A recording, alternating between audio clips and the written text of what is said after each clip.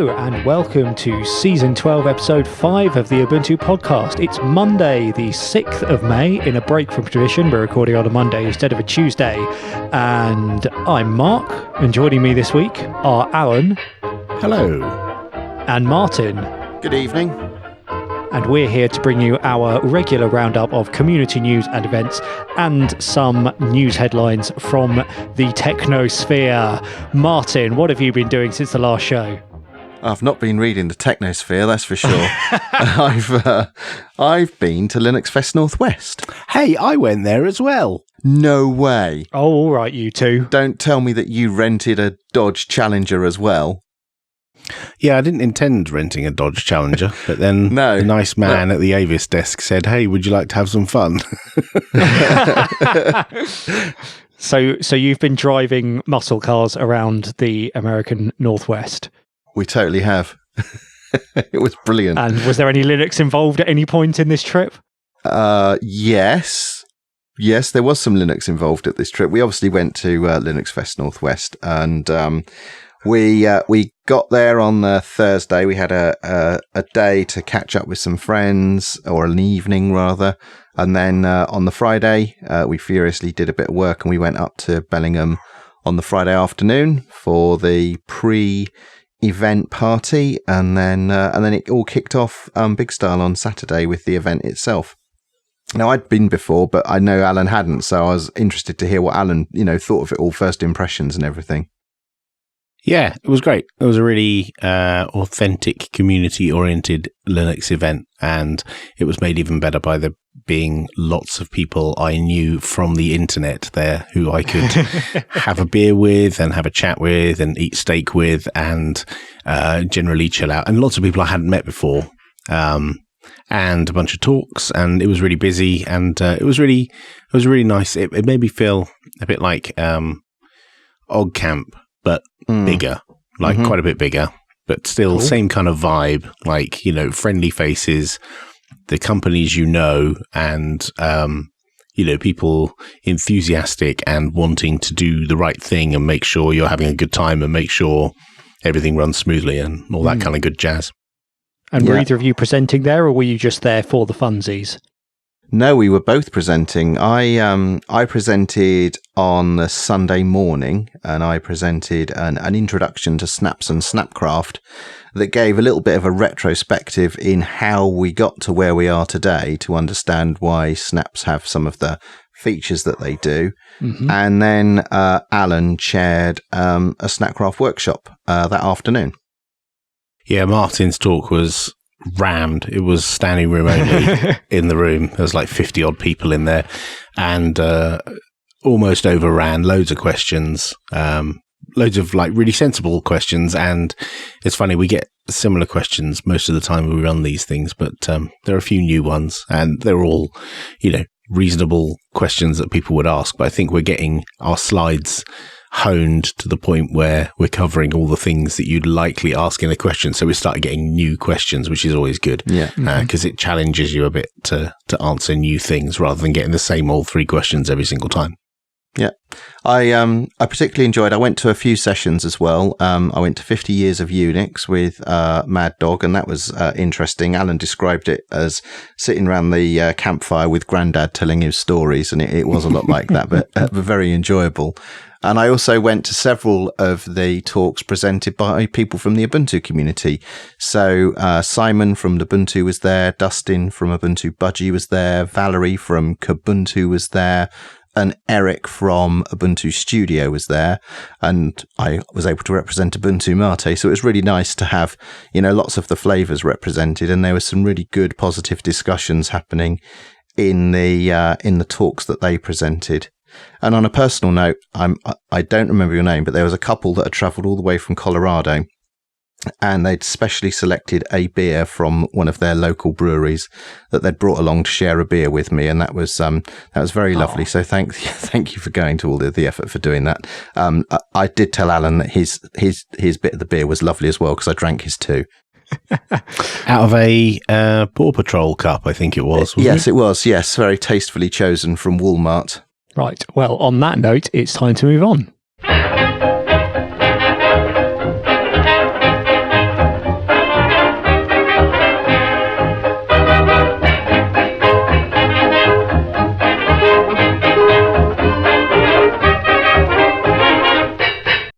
And now it's time for the community news and events. And first up in the community news this week, Dell has announced a line of budget-friendly Linux-based Dell Precision mobile workstations.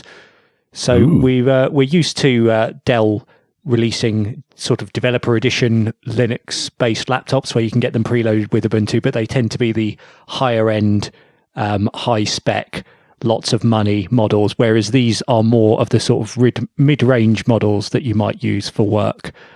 So they're a bit more bank account friendly, shall we say. Are they, though?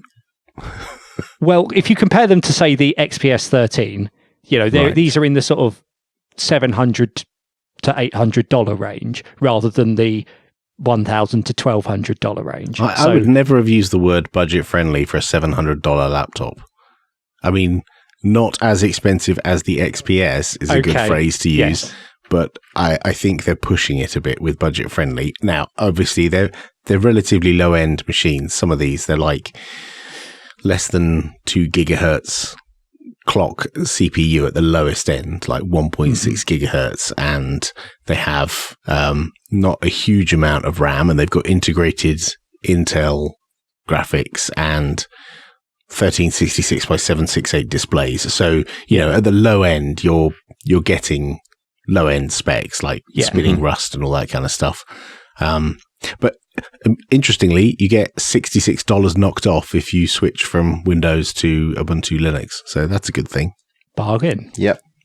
And I went onto their configurator earlier, and it's very easy to turn that $702 starting price into many thousands of dollars, because you can add all the GPUs and all the CPUs and all the RAM and all the SSDs and everything else. So it's actually a very broad configuration option. So you can start at, budget entry level specifications and go all the way to ridiculous, which is a lot of fun. I feel like if you were going to go for the sky high spec, though, you'd want it in a nicer chassis than a Precision. You can also add, for $245.70, CrowdStrike, Falcon Prevent, Device Control, Insight, SecureWorks, Managed Services, 3-year subscription. I don't know what any of that is, but it sounds very exciting. Wow, how exciting, yes. Now, Barton, we know that you listen. We'd like one of these for review, please. Thank you very much. Yeah, now I've said horrible things about it. Change my mind, Barton. Change my mind. Send me one. Or send Martin. It's your turn, isn't it, Martin? Yes, it is actually. It's my turn. I'll say lovely things, Barton. Send both of them my way. Now, in related news, the Developer Desktop Survey was announced, and this is a collaboration between Canonical and Dell, seeking to get data from developers in the community to help create new lines of hardware and software that meets the needs of those users in the future. Ooh. Oh, yeah. What sort of things does it ask you?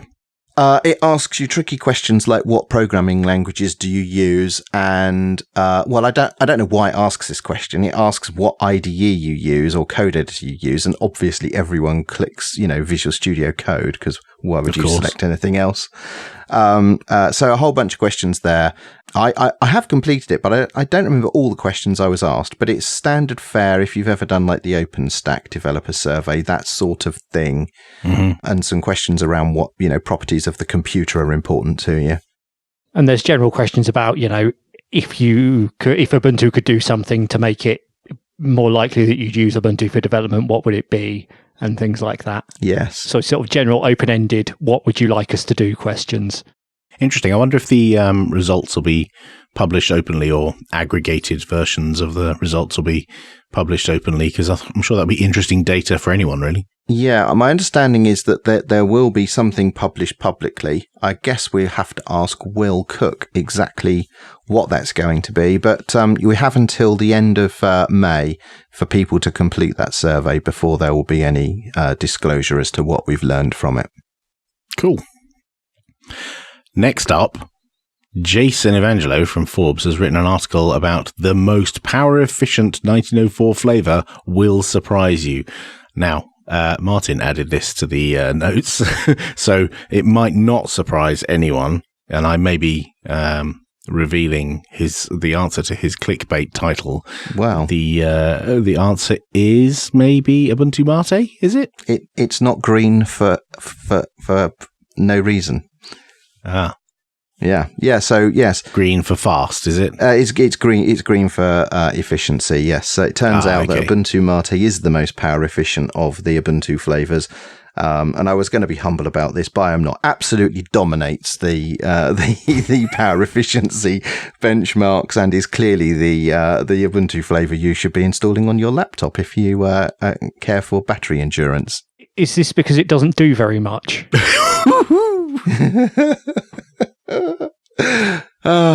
Come on then, bring it on. Well, I know, it's just I was looking at the graphs and it's like, oh, well, this one's obviously doing a lot of work here, and then Ubuntu Mate is apparently doing nothing. So I was just wondering what it is is it because actually some other stuff is doing a better job of whatever you're asking it to do, whereas Mate's just saying, I don't know. No, these benchmarks show that Ubuntu Mate performs the same tasks, consuming less power than the other flavors. And does it do them in the same amount of time? Yes. So that was the surprising thing, is that the on the performance side of things, Ubuntu Mate is comparable within the margin of error, or in some cases faster as well. So not only do you get performance, but you also get power efficiency. So we've hit a sweet spot there, and it's not by accident. That we've actually put some work into doing this. Right, that's what I was going to ask. A few years ago, Phoronix did a similar benchmark, and Mate was way off the pace. Performance was not comparable, power efficiency was not comparable, and we have put some effort into that over the last few years, and it's starting to show dividends now. So we've got some more to do, and I'm looking forward to 1910 because there's some more improvements in that regard coming up in Mate 122. And are these things that the other flavors could do as well, or is this stuff that's specific to Mate?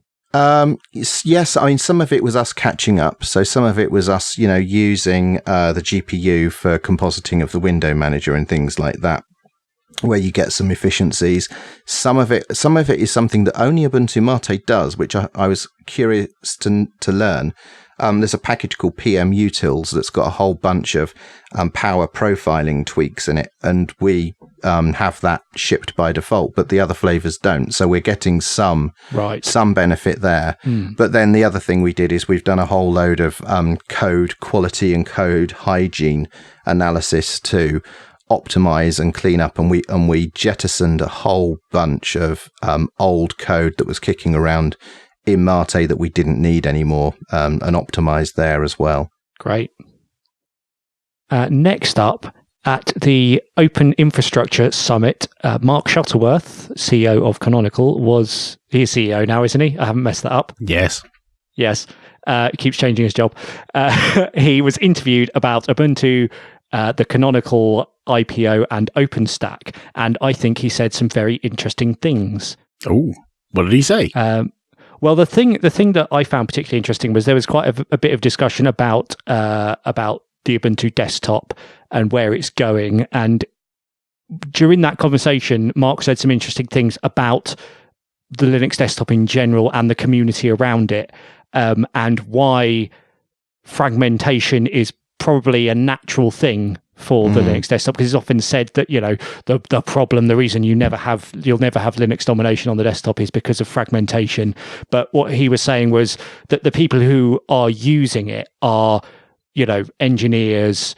These are people like largely who they know what they want from their computer, and they're going to change it to be the way they want it, and you're never going to have one solution which works for everyone, which is why there was he talks a bit about the the negativity around Unity, and sort of what he's learnt about the community coming out of that. And I think it's really interesting to sort of see the insights that he's gathered from having gone through that process and how he views the landscape now.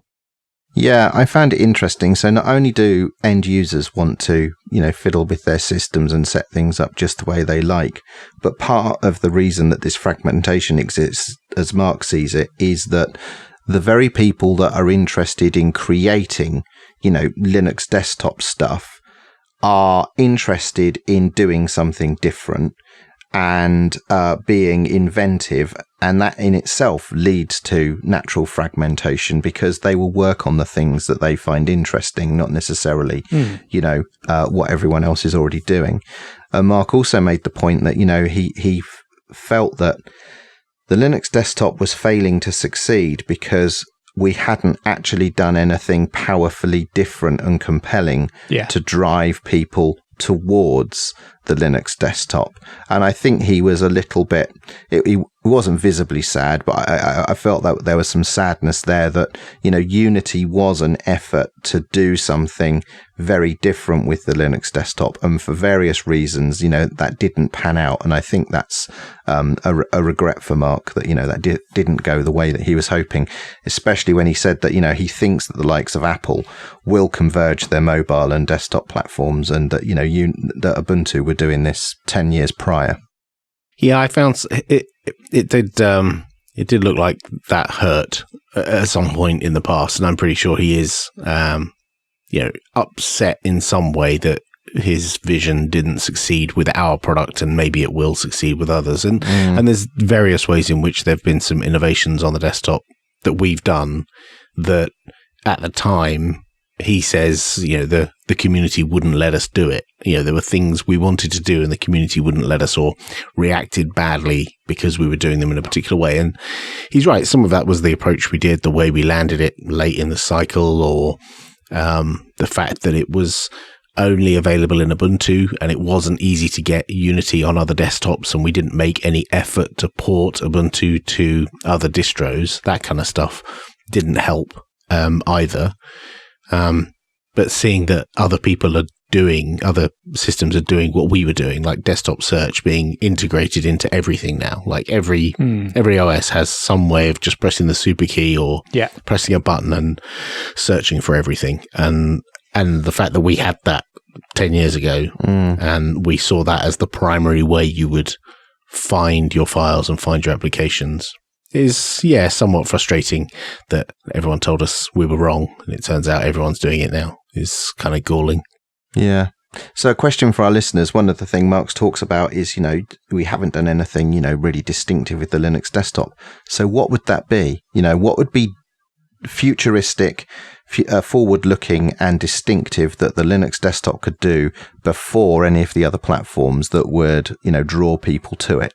This is a slight echo of last week's discussion about, advocating for people switching to Linux.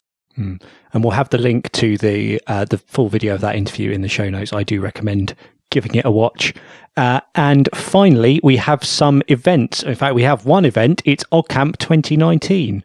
We're doing something a bit different this year. There is going to be a call for papers for the scheduled track, which is running now and closes on the 2nd of June.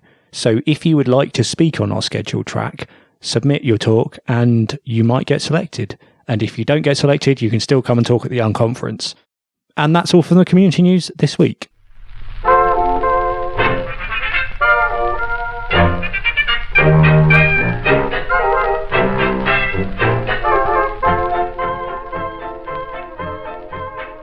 And now it's time for the news. Martin, what's first up in the news this week?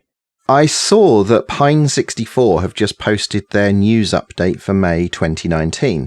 And there's a few things in here that I found interesting. Now, if you're not in the know, Pine make single-board computers, a bit like the Raspberry Pi, and they also make some laptop-style devices that have those SBCs inside them, so you can have low-cost ARM laptops. And they're also working towards a Pine phone, a mobile phone. So in the past, if you wanted to order one of their devices, they had this built-to-order system. So you'd have to register your interest in a device, and when enough people had registered interest, you could buy one. Turns out that didn't work as they'd planned, and users hated it. So they're getting rid of that with a simple pre-order system. So they're actually going to, make batches of devices and what have you in advance, and then sell, put those up for order. And it's a first-come, first-served basis. So that should work a bit better. But then the thing that really caught my eye was their updates on how their Pine phone development is progressing. The first thing is that Lukash over there, he's very pleased to see how, in his words, the developers of all the major Linux on-phone projects working together, and he's really seeing that there's great collaboration there around the Pine phone. He then goes on to say that they've got they're hoping to have some software builds for the phone on the dev kits that they'll be putting out some YouTube videos for later this month. And they've actually completed the case for the Pine phone as well. So they've got a mock-up of the case, so it doesn't have all of the internals yet, but there's a video coming soon about that. And that coincides with new dev kits which are coming up, and the actual phone PCB has received some fixes. So they're hoping to have the phone PCB prototypes ready mid to late summer, and if all goes well, they hope to have the phone available by the end of this year. But he does go on to caution that just because they have the hardware available, that they won't necessarily be selling it on day one, because they'll be waiting for one of the community projects to offer a fully functioning OS before they start to sell the device. Does that mean it's a race to see who can port to it first? Little competition, but it sounds like a real collaborative competition going on there. So okay. I don't actually care who wins this race, because it looks really exciting. I'm looking forward to seeing how this plays out. I'm looking at a picture of one of the dev boards, and you can see all the chips on it, and then it's got one of those big spring-loaded connectors for a AA battery in the middle of it. I quite like that. Isn't that a spring-loaded connector for an 18650 lithium-ion battery, probably? Okay, I stand corrected. Yeah, probably. Yeah, it's all very exciting. Looking forward to seeing the Pinebook Pro and seeing what this Pine phone looks like. I've seen nothing about the Pine phone, so I'm kind of going into it green, and I'm looking forward to seeing what it might be. Yeah, I'm excited about that, and I liked the photo in their blog. They've got the Pinebook Pro running Ubuntu Mate, which I was obviously delighted to see. Cool. Alan, what's up next? Well, some bad news, potentially. Over on Gaming on Linux, Liam has posted about some potentially distressing news for Linux gamers. He's reported that according to Gary Newman, who runs Face Punch Studios and they're developer of Gary's Mod and more recently Rust, the easy anti-cheat system are pausing their Linux development. Now, this came... Isn't that good news? Because that means that Linux users can carry on cheating. Well, it's more likely that game developers who utilize Easy Anti-Cheat as a piece of middleware that they include in their game might stop supporting Linux builds. Because the problem would be that the Windows users and the Mac users would be playing away nicely and not cheating, and then all these Linux people come along and are able to cheat, and that's rather unfair on the other 90% of the market. So it could mean that some developers back away from porting games to Linux. And the interesting thing is EAC, Easy Anti-Cheat, was purchased by Epic Games of Fortnite fame, and it appears they're not interested in supporting Linux either. So we're not sure whether this came from the top, from Epic, who have released some software recently, some games and a game store that doesn't run on Linux. They seem to be sending out mixed messages, because a little while ago we saw the Lutris developer talk about getting the Epic store working under Lutris. And Tim Sweeney from Epic suggested that the Lutris developer should apply for funding to help support development of this. But at the same time, internally, they don't do anything to support Linux. So it's a very weird state that Epic seem to be in. Yeah, and as I understand it, aren't Valve working on trying to get EAC working under Proton? So those games for Windows that ship with it could potentially be unlocked that way. Potentially, but the problem with all these anti-cheat systems is they squirrel away into the internals of the system to try and figure out if the host that's running the game is really a computer with a human being sat at it, or whether it could be a VM in a data center running a script, or even a computer in someone's home running a script. You know, they're all people running these bots that give them auto aim or clip through walls or whatever these cheats are. it's an arms race where the cheat systems are trying to battle with the anti-cheat systems in order to prevent cheaters from ruining the game for everyone else. And if those things that try and probe the internals of the host they're running on are dependent upon features that are only capable in Windows, then even under Proton it might not work and might even show up as a bot when running under Proton. That's been seen before, where when you run these anti-cheat systems on non-Windows, it just thinks, oh, well, this is not a valid platform. This is clearly someone cheating. So it's very tricky, and it's very difficult when a company like Epic, who aren't really super positive about Linux, own a piece of middleware that lots of developers who are positive about supporting Linux have to use. Next up, Microsoft have announced Windows Terminal and Windows Subsystem for Linux 2. Ooh. So, yeah, first up, Windows Terminal is a new terminal emulator for Windows. So this isn't a replacement for CMD or PowerShell. This is the piece of software in which the command lines for both of those would be displayed. But it's actually like a modern terminal emulator like you're probably familiar with on Linux desktops. So it has tabs and tearaway windows and Unicode support and things like that. And as well as supporting CMD or PowerShell, it also supports Windows Subsystem for Linux and other command line interpreters you might have installed on Windows. So that's really cool. You must be very excited for this because you use Windows as your workstation at work, don't you? Yes, and I use various command line interpreters because we run Git Bash, and which is comes with Git for Windows. And currently, we have to tell people to install a third-party terminal emulator because trying to use a terminal in any real way inside the sort of command prompt window is just absolutely dire. And lack of tabs and things like that is extremely frustrating. So yes, it's really cool. And they got a really fancy, expensive-looking marketing video for this, which was a bit of a surprise, but shows off some of the cool features. It was nice to see the Ubuntu logo right at the start of that video. Yeah. And also, they announced Windows Subsystem for Linux 2, which is the next iteration of running Linux environments on Windows. But it sounds like they've upped their game a bit here. So apparently this is based on a Linux 4.19 kernel, whereas I believe that the previous iteration of Windows Subsystem for Linux didn't actually run a Linux kernel. That's right. It wasn't actually Linux. Yeah. So what this means, this means a few things, but it means that there's going to be streamlined performance for file system operations, which is one of the big problems before. It was really slow when you were doing stuff with the file system. But the really exciting thing is that it's going to natively support Linux Docker containers. So up until now, running Docker containers on Windows has been a bit of a pain. I think you've been able to run Windows containers, but if you wanted to run Linux containers, you essentially had to have an Ubuntu VM running, which was then running your container. So it didn't really give you the benefits of running containers. This is fascinating because yes, with an actual Linux kernel there now, this unlocks all of the little edge cases that didn't used to work before. Yes.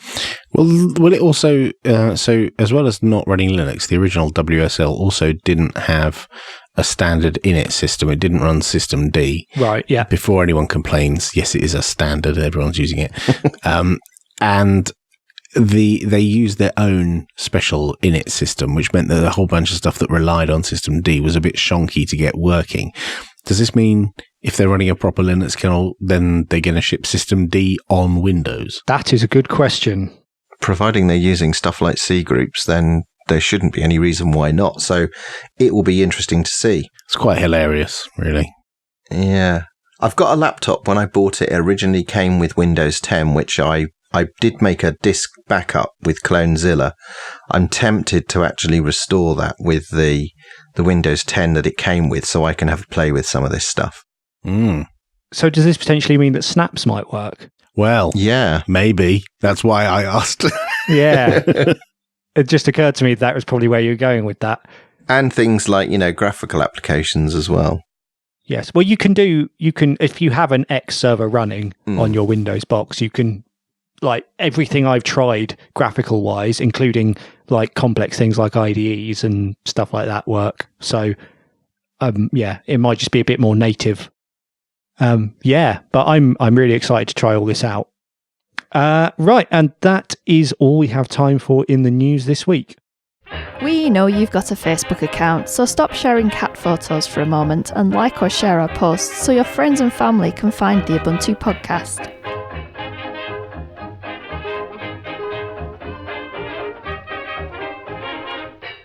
And that is all for episode 5.